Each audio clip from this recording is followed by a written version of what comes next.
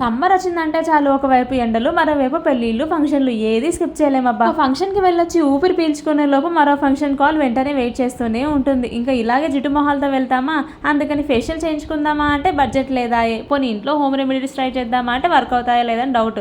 So అందుకనే నేనైతే Instagram page లో ఈ ఫారెస్ట్ హబ్స్ వాళ్ళ పేజ్ అయితే చూసాను అనమాట. వీళ్ళ దగ్గర నాకైతే ఈ సున్నిపిండి పౌడర్ కనిపించింది. దీన్ని మనం బాత్ పౌడర్ లాగా యూస్ చేసుకోవచ్చు, ఇలా ఫేస్ స్క్రబ్బర్ లాగా, ఫేస్ ప్యాక్ లాగా కూడా యూస్ చేసుకోవచ్చు అనమాట.